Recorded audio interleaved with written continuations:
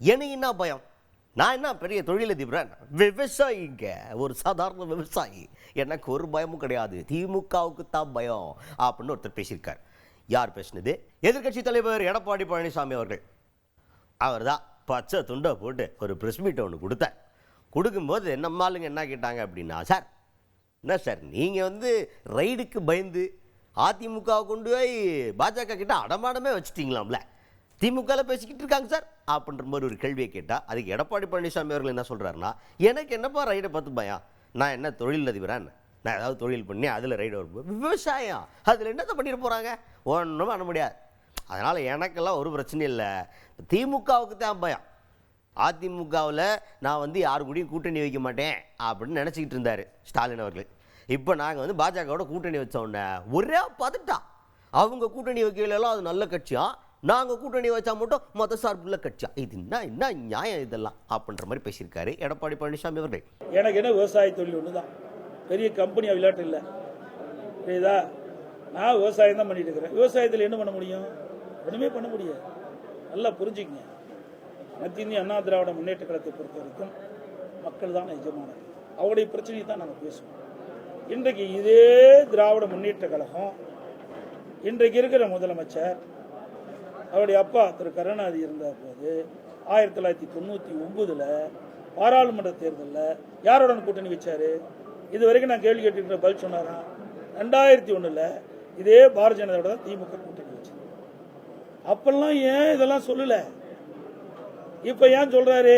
பயம் வந்துட்டுது. எடப்பாடி பழனிசாமி யாரோடையும் கூட்டணி வைக்க மாட்டாருன்னு நினைக்கிட்டு இருந்தாரு. நான் பாரதிய ஜனதாவோட கூட்டணி வச்சதையும் திரு ஸ்டாலினுக்கு பயம் வந்துட்டு. அந்த பயம்தான் இன்னைக்கு இப்படிப்பட்ட வார்த்தையெல்லாம் பேசிட்டு இருக்காரு. இதுதான் நிலைமை. திமுக கூட்டணி வச்சா அது நல்ல கட்சி, அண்ணா திமுக கூட்டணி வச்சா மதவாத கட்சி.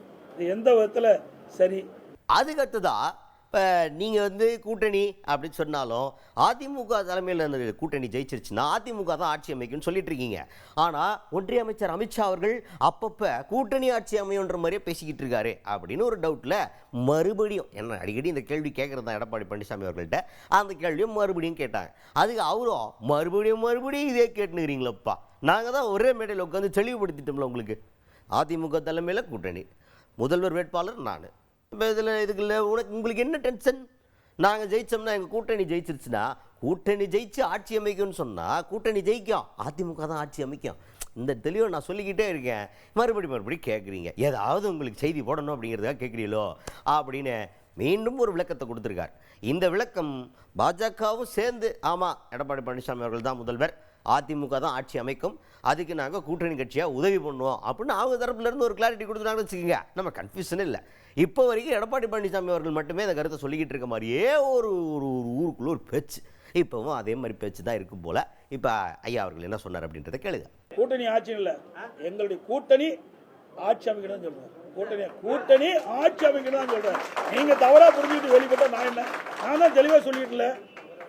நல்லா புரிஞ்சுங்க. இந்த கட்சிக்கு யார் கூட்டணி தலைமை தாங்குது சொல்லுங்க, நீங்களே சொல்லுங்க. அப்புறம் நான் எடுக்கிற முடிவு தானே.